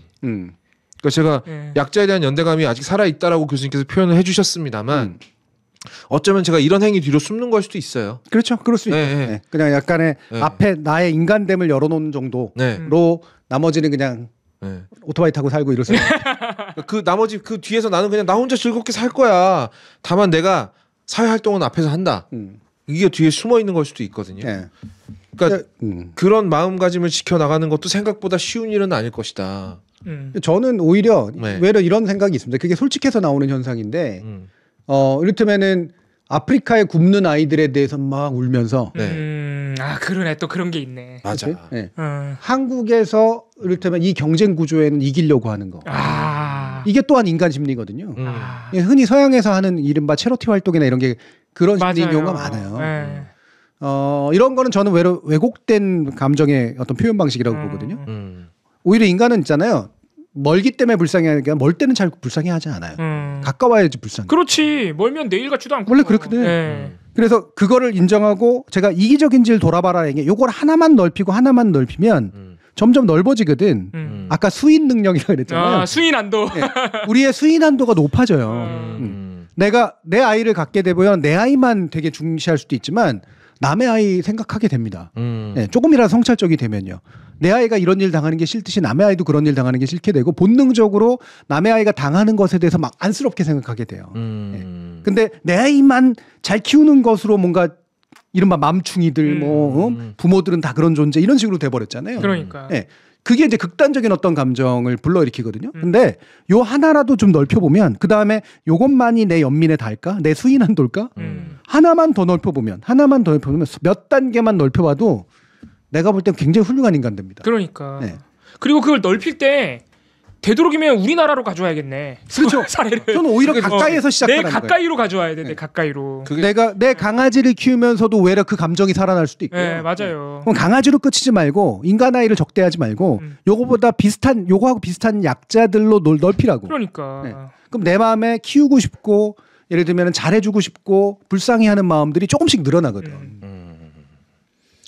그 맘충이라는 말이 나와서 그런데, 그러니까 저는 그 공감 의식이 점점 더 뒤로 밀려져 나가고 있다는 느낌이 들어요. 그러니까 교수님 말씀처럼 예전에는 그런 말 있잖아요. 넌 자식아, 넌 애도 안 키우냐? 이런 말이 나왔었어요. 그러니까 누가 좀 박절한 행동을 하고 이러면 너는 애도 없어? 이렇게. 왜냐하면 모든 집이 다 애를 키우고 있었으니까. 그렇죠. 그러다 보니까 비행기나 공공장소에서 애가 좀 큰 소리 울어도 다 같이 이해했습니다. 다 애를 키웠거든. 애를 키운 경험을 공유하고 있으니까 원래 저때 애들은 울어. 불규칙하게 울어. 그 물 말린다고 말려지는 게 아니야. 라는 사실을 알고 있는데 이제는 그런 경험이 없는 데다가 사실은 이게 뭐 다른 사람에게 민폐 끼치지 맙시다. 사실은 자기가 싫은 거예요. 나한테 저 사람이 민폐를 끼쳤다고 생각하니까 그걸 막 가져와서 커뮤니티에 막 글을 배설하면서 욕을 하고 쌍욕을 하고 막 이러는 건데 근데 이게 교수님 말씀하신 대로 이게 넓어져야 되는데 점점 좁아지고 있다는 느낌이 들거든요. 네, 좁아지고 외려 멀어져요. 오히려 좁아지면서 굉장히 원격의 존재에 대해서는 연민하는데 근처에 있는 근거리에 있는 존재는 외려 굉장히 멸시하고 혐오해. 전장현 분 같은. 그렇죠. 위험한 거죠. 충분히 그냥 오히려 이게 되게 이기적이고 집단적인 사고인지 모르겠지만 약간만 넓혀서 우리 공동체주의. 이를 갖는 게 저는 외려 낫다고 봐요. 옛날에 민족주의나 이런 게 문제가 많아서 우리 민족만 살고 저놈 민족을 죽여야 되고 뭐 이런 식으로 되다 보니까 이게 되게 나쁜 심성인 것처럼 됐지만 조금이라도 공동체를 아끼고 몇 사람이라도 아끼는 마음이 있어야지 멀리 아끼는 건 되게 장식적인 감정이거든. 상당히 많은 부분은. 민족주의만 해도 그 민족 안에서끼리는 연대하고 똘똘 뭉쳤는데 지금은 완전 개개인들의 싸움으로 변질돼 버렸으니까. 그러니까 과거에 민족주의가 가지고 있었던 문제들이 굉장히 컸지만 그 역작용으로 작은 공동체, 조그마한 공동체라도 아끼고 속하려고 하는 마음 자체가 너무 사라져 있죠. 그렇죠. 지금은 완전히 파편화돼가지고. 그리고 마치 그렇게도 우리는 잘 살 수 있을 것 같거든. 근데 이것도 제가 아까 얘기했지만 데스티니로 그러다가 망하는 거예요. 그러다 망하는 거예요. 누구든 귀속 집단이 없으면 혼자서 못 삽니다. 그러니까 모두가 개개인으로 그렇게 경쟁에만 매몰돼 있다 보니까 애도 안 낳는 거 아니겠어요? 그러니까 우리가 정확하게 하나로 이유를 집을 수 없지만 그렇죠. 이제 그런 것도 결국에 그런 상태로 그냥 경쟁적으로 나도 저런 이른바 내가 맘충이라는 아주 혐오적인 단어 이런 걸 쓰는 존재처럼 나는 애를 키우고 싶지 않거든. 그렇지. 차라리 안 낳아버리는. 근데 또 잘할 자신도 없거든. 잘할 자신도 없거든. 그렇죠. 당연하죠. 이게 일반적으로 그럴 수밖에 없어요. 생각해 보니까 제가 알던 분 중에 한 분이 자기가 애를 낳지는 않았는데 아프리카에 살고 있는 아이 하나를 이렇게 찝어가지고 그렇게 후원하는 거 있어요. 후원하는 네. 게 있어요. 맞아요. 생각해 보면 저는 그분이 그 활동에 진심이라고 느꼈던 적이 단 한 번도 없어요. 지금 생각해 보면 언제든지 끊어버릴 수 있어서가 아닐까? 그렇죠. 그게 마치 카카오톡과 유사한 원격인 커뮤니케이션이죠. 네. 원격은 나의 알리바이에 가까워요. 그렇지. 나는 좋은 사람이야. 네. 라는. 여러분들이 왜 아까 보니까 카이님인가 내 애는 책임감이 있어서 조부모처럼 예뻐하기는 힘들더라 네. 라는 표현. 그게 맞거든요. 그게 정상이야. 그렇지. 네. 원래 예뻐하는 것에 내 자식이라 예뻐하는 것의 뒤에는 내가 오로지 책임져야 되기 때문에 생기는 부담도 엄청 큽니다. 그렇지. 네. 조부모는 내 애가 아니기 때문에 오롯이 사랑만 줄 한치 걸러 두치라고 오로지 사랑만 줄 수 있어요. 네. 맞아. 이게 굉장히 중요한 거예요. 애정도 주지만 막 밉기도 하고 네. 책임감도 느끼기도 하고 혼내고 미안하기도 하고 있죠. 예. 이게 대단히 정상적인 감성범입니다. 이를테면은 제가 예전에 얘기했는지 모르겠지만 저도 첫 조카를 만났을 때 의무감 있잖아. 조카니까 예뻐해야 되는데 내 애는 너무 시끄럽거든요. 애는 너무 무섭거든요. 무섭지. 내가 얘를 대할 때 이 피곤해지는 이 상태. 어떡하지? 나는 나쁜 놈인가? 야, 이게 한 달이 건넌 조카만 해도 그렇구나. 완전 내 애랑은 다르구나. 또 달라요. 근데 내 애는 더 힘들거든요. 몇 배는 힘들지. 몇 배 힘들죠. 내가 얘 삼가 죽음을 적어도 몇 년간은 책임져야 되는데 그 부담감이 너무 힘들거든요. 예. 저는 심지어 제 아우를 보면서 저 애가 되게 힘들게 한 스타일은 아니었는데도 불구하고 얼마 전에 봤던 혹성 탈출 생각났다니까. 탈출하고 싶으세요? 아니 그게 아니라 제목만 갖고 오지 말고 나는 사람을 낳는데 왜 얘가 사람 같지가 않지? 그냥 약간 원숭이 같은 느낌? 에이프스 같은 느낌이고. 에이프스에 더 가까운 느낌. 얘가 에이프스에서 인간으로 진화하려면 얼마나 걸려야 될까? 그동안 나는 얼마나 힘들까? 진짜로 아주 정확히 그런 생각이 들었어요. 그리고 이런 내가 나쁜 아빠일까? 이런 거. 너무 자연스럽지. 근데 이건 자연스럽다는 거예요. 인간이라는 건 귀찮고 힘들고라고 하는 거고 그런데 그게 정상적인 감정이야. 그렇지. 그게 인간이 기본적으로 지닌 나보다 약한 아이 또는 사회적으로 내가 전수해줄 수 있는 아이들을 보듬고 보살피고 싶다는 그 기본적인 본능과 욕망을 무너뜨리는 감정이 아니라는 거죠. 그럼요. 너무 살다 보면 자연스럽게 겪게 되는 경험들인 거고. 그럼요. 예, 그 보살피고자 하는 욕망 자체는 여전히 인간들에게 자연스럽게 있는 거다. 예. 이게 뭐 여성과 남성이 조금씩 다른 면들도 물론 있지만 당연하죠. 이제 그건 너무나 당연한 차이고요. 근데 이른바 애정이나 느끼는 의무감의 방식이 또 달라요. 예, 그거는 정확하게 성별 차이라기보다는 위치의 차이에서 생기는 문제도 굉장히 큰데 그걸 오히려 지나치게 막 모범적인 아빠가 되기 위해서 넘어서려고 하면 오히려 문제가 더 많이 생깁니다. 네, 맞습니다. 그러니까 적절한 위치를 잡는 게 굉장히 중요해요. 예. 그래서 그거를 하는 나만의 애정 표현 방식. 그리고 나만의 좋은 관계 맺기, 아이와의 관계 맺기, 적당할 때 떨어지기, 다양한 방식들이 있어요. 근데 이게 온갖 100점짜리 어떤 왜 수많은 육아 프로그램부터 해가지고 막 그러다 보니까 100점짜리 부모의 모습과 맞아. 그리고 이거를 뭐 이렇게 스카이캐스처럼 키우지 못하면 나는 빵점짜리 부모가 될 거야. 이 천지격차에서 누가 100점짜리 될까는 자신이 있어요? 너무 잘못된 환상이 많이 심어져 있어요. 당연하죠. 현재 사회에는. 그러니까 내가 사실 실제로 해보면 한 70점은 할 수 있는 사람인데 100점을 못 할 것 같으니까 포기해버리는 거야. 그렇지. 그렇게 만들어버려 이미지를. 그리고 대다수는 5, 60점에서 살아요. 맞아요. 네. 네. 운이 좋으면 찬스, 페이스가 아니라 운이 좋으면 애하고 궁합 잘 맞으면 한 90점쯤 되는 거고요. 네. 궁합이 잘 안 맞으면 40점도 되는 거예요. 근데 또 되게 중요합니다. 애하고 궁합 잘 맞아서 90점이잖아요. 네. 나중에 헤어질 때 2배로 힘듭니다. 더 힘들죠, 당연히. 애도 힘들고 장가 보내기도 힘들고 네. 식 보내기 힘들지. 걱정 마세요. 장가 못 가요. 네. 무슨 소리야? 뭐 그런 사람 장가는 갈 수도 있지. 아니, 그러니까 그런 것들이 우리가 그러니까 SNS가 주는 가장 큰 피해가 그거라고 하잖아요. 내 삶이 쓰레기처럼 보인다는 거예요.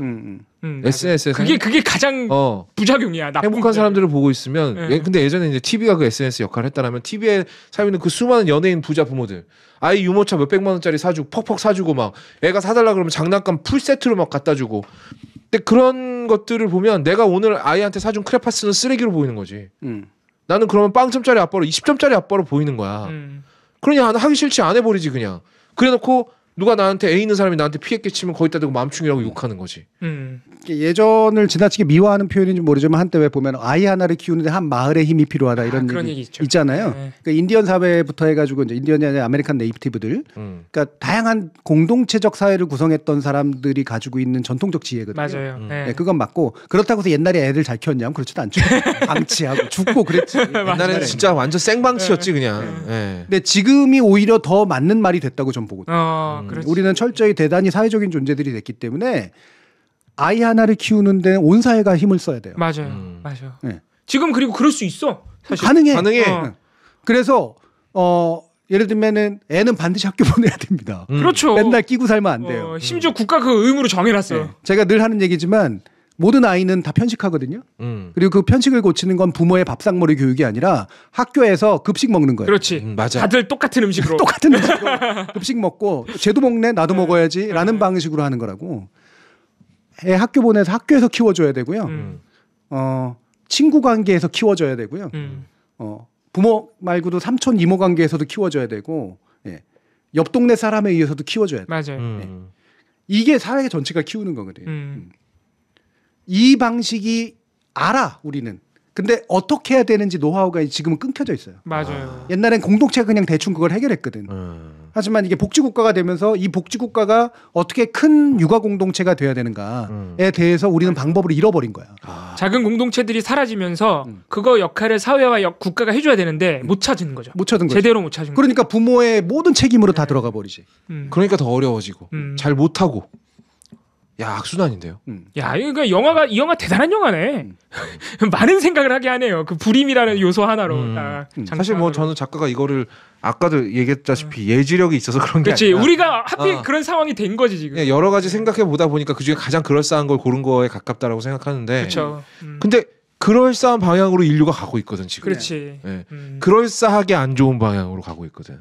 저는 한국 사회가 여기서 그려지는 디스토피아적 영국과 굉장히 유사해질 가능성이 높다고. 우리는 약간은 섬 같은 나라거든요. 네. 그렇죠. 지금 영국처럼 섬 같은 나라. 네. 이민자 통제도 훨씬 쉬워. 그리고 우리가 약간 통치성이라고 제가 불렀는데 우리가 아무리 막장 정보를 가끔 갖는다고 하더라도요. 우리가 가지고 있는 굉장히 오랜 기간의 어떤 통치의 어떤 시스템이라는 게 있어서 제가 잘 안 망한다고 얘기했던 게 뭐냐면 완전 막장으로까지는 안 간다. 그러니까 뭔가 이렇게 회생력이 있다라고 얘기를 하는 거거든요. 이게 약간은 그 공동체 이 국가 공동체를 구성하는 사람들이 가지고 있는 힘도 좀 있어요. 그래서 제가 볼 때는 꽤 힘들게라도 이 시스템을 막 유지하고 보수하고 가면서 가긴 갈 거야. 네. 근데 굉장히 힘든 상황들을 거쳐가면서 갈 가능성들이 높아요. 아까 말씀하신 그거잖아요. 서서히 망해간다. 그걸 다들 알고 있다. 그래서 저는 한국이 전 세계에 굉장히 중요한 표본을 보여주고 있다라고 봐요. 네. 되게 압축적으로 의지를, 그러니까 페이스를 가지고 만들어 보면 이런 사회도 만들 수 있고, 하지만 그것만으로 안 되고 어떤 운명으로 기울어질 수도 있는가. 이거를 동시에 잘 보여주고 있다고 봐요. 이게 그렇게 좋은 걸 보여주는 것 같고 있지는 않네요. 네. 그렇지. 지금까지는 어떤 측면에서는 좋은 면도 분명히 보여줬는데 이제 나머지 미래 그 우리가 겪게 될 찬스에서는 운에 있어서는 제대로 된 대처를 못 보여주는 대표적인 사례가 될 수 있다. 그렇죠. 그 라젠카 노래 가사처럼 스스로 불러온 재앙의 진들요. 버린 걸 보여줄 수도 있겠다라는 생각이 듭니다. 근데 개인이 할 수 있는 일은 생각보다 많지 않다. 그러니까 결국은 소극적으로 내 뭔가를 잃지 않고 지켜가라는 말씀이신데. 애초에 사회적 문제다 보니까. 그것도 역시 사회가 조응을 해줘야 되는 거 아니겠습니까? 그렇죠. 사회가 조응을 안 했는데 나만 가지고 되는 건 아니다라고 하는 거 자꾸 스스로의 개인적인 어떤 죄책감을 가질 필요는 전 없다고 보는데 죄책감을 가지지 않고서도 나를 돌아볼 수 있는 기회나 방법은 되게 많거든요. 그러니까 내 안에 어디가 박혀 있는가. 어느 심성이 막혀 있고 어떤 행위들이 위축되고 있는가 이거를 돌아볼 필요는 있어요. 맞아요. 네. 근데 이거를 돌아보지 않는 건 개인의 책임이거든요. 네. 잘 살기란 이렇게 어렵습니다. 네. 아니 근데 그게 그 좋은 친구로 사귀어야 돼요. 그래서 네. 좋은 친구. 뉴라이트 말고 나만으로 성찰이 잘 안 되기 때문에 네. 옆에 좋은 친구를 두고. 그 친구가 좋은 점은 쫓아도 해보고 내 좋은 점은 친구도 쫓아오게 만들고. 맞아요. 이게 작은 공동체를 조금씩이라도 늘려가라라고 얘기하는 게 그래야 내가 약한 성찰력을 비교하면서라도 키울 수 있거든요. 근데 우리는 보통 어떤 선택을 하면 점점 줄어가는 선택을 한다니까. 사회보다 내가 먼저 위축돼 있어. 그리고 인터넷 커뮤니티가 만들어지는 원격 커뮤니케이션에 굉장히 익숙해져 있어요. 근데 아까 얘기했던 언제든 끊을 수 있기 때문에 그런 거야. 맞아요. 그건 내가 넓어지는 게 아니라 더 줄어들고 있는 거예요, 사실. 혼자밖에 없는 거야, 사실. 언제든 잘라버리면. 그러니까 우리 거엽다님은 얼마나 그러니까 거엽다님이 좋은 인간이기 때문에 그럴 수도 있지만 참 행운하신 게 최평님, 양지열 변호사님, 민동기 기자님 이런 주변에 친한 사람들 보면 다 그 훌륭한 친구들이잖아요. 내가 훌륭해서 그럴 거라는 생각은 전혀 안 하고. 아니 아까 그래서 전제했잖아요. 거엽다님이 훌륭해서 그런 점도 있겠지만 그런 측면에서 되게 행운하다. 그런 자기 인간적인 소양을 잃지 않을 수 있는 좋은 친구들이 주변에 있다는 것 자체가 굉장히 행운하죠. 그런가 하면 저로 하여금 인간미를 잃게 하는 사람들도 많이 있습니다. 제 주변에. 누구지? 얘기할 수는 없겠지만 그런 사람도 있어요. 근데 사람을 선별하는 것도 결국은 그 사람의 역량 중에 하나인 것 같아요. 그렇죠. 그렇죠. 그러니까 이 사람은 내가 가까이 해도 되겠다라고 판단 내리는 것. 그것 제가 초반에는 또 이봉호 활동가 나이 때는 그거 되게 못했거든요. 알고 보니까 내 주변에 영양가 있는 인간은 하나도 없더라. 라는 게. 근데 저는 진짜로 봉우리가 얘기한 것처럼 말년이라고 네, 중년에 들어서서 운이 좋은 것 같아요. 주변에 좋은 사람들이 많이 있습니다. 그걸 제가 얼마나 흡수하느냐는 이제 그때부터는 제 문제겠죠. 네. 자, 그러면 오늘 또 11시 반이 또 넘어갔는데 또 3시간을 채웠습니다. 3시간 채웠으니까 이제 그만하겠습니다. 충분히 괴롭힌 것 같아요. 누구를 괴롭혔다는 거야? 우리 PD가 아까부터 댓글로 울부짖고 있었어요. 맞아, 난리 났습니다 지금. 제가 초계처럼 무시했습니다만 굉장히 즐거웠습니다. 초계처럼 무시해. 야, 초계라는 단어를 여기에도 쓰는구나. 보통은 자신의 어떤 것을 벗어던질 때 초계와 같이 목숨을 버리고 이러는데 초계와 같이 PD를 버렸어. 내 거가 아니야. 저는 저분과의 우정을 초계처럼 초계가 뭔지 궁금하긴 하지만 다음 시간에 듣도록 하겠습니다. 네. 뭘까요? 초계가요. 네. 개 할 때 아이죠? 아이죠. 초계. 그럼 일단 닭은 아니야. 숙제. 네. 다음 시간에. 풀초자야. 힌트로. 풀이에요? 더 모르겠네. 다음 시간에 듣도록 하겠습니다. 힌트. 정우성 전도연. 정우성 전도연 나온 영화가 뭐가 그만해 이제. 다음 시간까지 제가 알아오겠습니다. 네. 자, 그러면 오늘 해시TV는 굉장히 오늘도 역시 굉장히 유익한 시간이었습니다. 다만 사회와 나와의 관계에 대해서 한번 생각을 해보게 되네요. 그러니까 사회가 나한테 영향을 끼치는 수많은 방법이 있고 내가 사회로부터 영향을 받아야 될 부분과 영향을 조정해야 될 부분과 나를 지켜내야 될 부분이 각각 다르게 있다. 내가 지켜내야 되는 것은 무엇이고 내가 이 사회에 초계처럼 던질 것은 무엇이고 내가 이 사회와 원활한 관계를 지속해야 할 것은 무엇인지 여러분들 안에서 한번 생각을 해보시기 바라겠습니다. 참 성찰이 중요합니다. 네. 근데 우리가 맨날 영화 얘기하지만 성찰의 방법이 꼭 어렵게만 또 생각할 게 아니라 그럼요. 저희가 이렇게 소개해드린 영화 한번 보고 그러면 될 것 같아요. 그러니까 제가 늘 강조하지만 자기 자신을 너무 믿지 마세요. 그렇다고 자기를 초계처럼 버리지 마시고. 또 초계로 한참 버리시네. 그러니까 나한테 능력도 있고 가능성도 있고 힘도 있고 그래. 근데 그게 혼자 힘만으로는 안 되거든요. 맞아요. 근데 결국 혼자 해야 되지만 혼자 힘만으로는 안 되니까 사회가 도와주면 좋지만 사회가 안 도와줄 가능성도 높잖아요. 그럼 작은 사회라도 만들자는 거예요. 맞아요. 좋은 영향을 누군가로부터 받거나 좋은 친구한테 붙어 다니거나 그렇죠? 사람 하나 사표를 삼거나 이렇게 조금씩만 늘려나가도 내가 가진 장점과 내가 가진 약한 점이 동시에 같이 잘 작동을 합니다. 이게 되게 중요한 부분이에요. 지금 댓글 중에 친구를 어디서 만들지 점점점이라는 댓글이 있었는데 그래서 제가 해시TV 등산회를 한번 만들어 볼까. 진짜로? 오프라인 모임을 만든다. 근데 우리 지금 해시TV가 이제 시작 단계이긴 한데 독서 모임 하잖아요. 네. 그러니까 이제 몸을 쓰는 등산 모임도 한번 만들어 보면 어떨까. 오프라인 모임의 확대. 해시TV 안에서 이거 약간 교수님이 생각하시는 바긴 한데 그죠? 그렇죠. 이제 동아리들이 이제 만들어지는. 소규모 이렇게 공동체. 근데 아마 교수님은 그 장이 내가 되는 건 별로 원치 않아요. 제가 볼 때는 아까도 잠깐 얘기했잖아요. 네, 맞아요. 저기 누구나 산은 좋아한다고 등을 좋아하지 않아요. 그렇지. 산 앞에서 모여서 산 앞에서 산 보면서 막걸리 먹는 거예요. 왜냐면 제가 술을 즐기지 않기 때문에. 그럼 그 모임장 제가 할래요.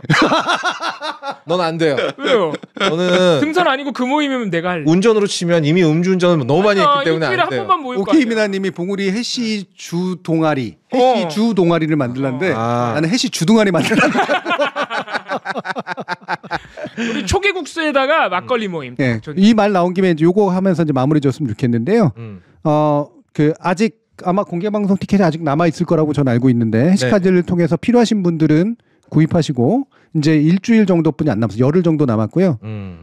이제 한 이틀 정도 남은 게 이제 우리 박초루 교수님이 토요일 날 하시는 디지털 리터러시 강좌. 이게 지난번에 그 강의실이 생각보다 많은 분들이 이제 신청을 하셔서 넓혔는데도 불구하고 그래가지고 약간 불편하신 부분들이 있었는데 설문조사 보니까 강의실이 좀 불편했으니 다음번에 좀 좋은 데를 하시오 뭐 이런 식의 게 돼 있어서 그걸 보기 전에 제가 이미 되게 좋은 데를 해놨거든요. 너무 좋아가지고 다들 누워서 보셔도 될 것 같아요. 진짜?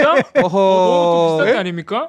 되게 넓은데 현재 신청이나 이런 것들은 생각보다 또 그때보단 적어서 또 적어졌어요. 그냥 편하게 보셔도 될 것 같아요. 온라인으로도 신청한 분들이 많아가지고 예. 그래서 그런 것들까지 해가지고 행사들이 있고 다음 주엔 또 독서반도 있고 그러니까요. 이게 다 제가 시범이라고 붙여놓은 이유가 여러분들이 할 수 있는 바와 못하는 바를 무조건 하라고 그럴 수는 없잖아요. 네. 가능한지를 볼 수 있는 것들을 계속해서 제가 이른바 간을 보는 거예요. 간을 보는. 할 수 있는 규모를 지금 파악하고 계신 거죠. 네. 이번에 이것도 그 저기 공개 방송도 만약에 키우면 어느 정도까지 키울 수 있을까? 공간이 허용하면 어느 정도까지 올 생각이 있을까? 이런 거 보려고 하는 거거든요. 그래야지 헛발질 안 할 수가 있기 때문에. 맞습니다. 근데 동아리를 만드는 건 그래서 이거는 꽤 나중 단계 일이에요. 지금 못 하겠다는 게 아니라 뭔가가 코어가 만들어져야 주변 동아리들이 만들어줄 그렇죠. 지역의 뿌리까지도 만들어줄 수 있고. 또 지역에 계신 분도 많으니까. 동아리는 온라인으로는 도저히 안 되는 게 동아리입니다. 맞습니다. 그냥 커뮤니티라는 형식만 가능할 뿐이지 동아리는 만나야 돼요. 오프라인에서 만나지 않으면 안 되는 저는 그런 부분이라고 보기 때문에 지역적 인접성이 굉장히 중요합니다. 제가 등산 동아리를 만들면 저를 제외한 모두를 여성으로. 그럼 더더욱 내가 할래. 동아리 짱 부짱 다나. 네, 그런 건 해시칼리지에 나중에 지역방이나 이런 것들을 서서 만들어만 놓고 그냥 통비면 안 되니까 여러분들로부터 요구가 나올 때 실질적으로 일정한 수가 올라차면 거기에 딱 하고 공간을 열고 이런 방식으로 이제 대응을 할 생각이기 때문에 제가 지금까지는 에너지가 좀 있어서 수없는 것들을 하고 있는데 점점 많은 것들을 이게 한 1년 뒤에는 끝날지도 모르겠어요. 그러니까 또 이게 잘 안 되면 올라가다가 안 되는 게 지금까지 충분히 잘 되고 있는 거거든. 올라가다 하이를 치면 이제 서서히 지치기 시작하거든. 진짜로 힘들어서 그만할 수도 있다. 제가 보통 지쳐서 그만두지는 않는데요. 근데 이게 이 정도가 할 수 있는 최선인가 보다라고 하면은 굳이 제가 안 해도 되잖아요. 그렇죠. 그대로 살아 있고 교수님만 조금 이제 다른 사람한테 맡기는 식으로. 그러니까 저 뭐 좀 더 이제 분산시키고 책임을 나누기도 하고. 그건 아주 자율적인 단위를 만들고 이런 식으로 가는 거죠. 좋습니다.